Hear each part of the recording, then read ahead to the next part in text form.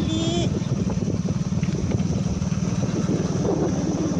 Dali badi, kay nagpahinay rami badi.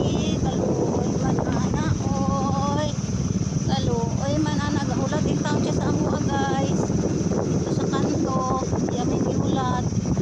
Kung nanigawan man ang iyahang amo, nagmotor, iya dahil gihulat. Okay na, ni anak na dire. Bo, pahinahinay rapod. Kasi ba diloy kayo. Diara guys, ang puno. Guys, namin dire sa puno.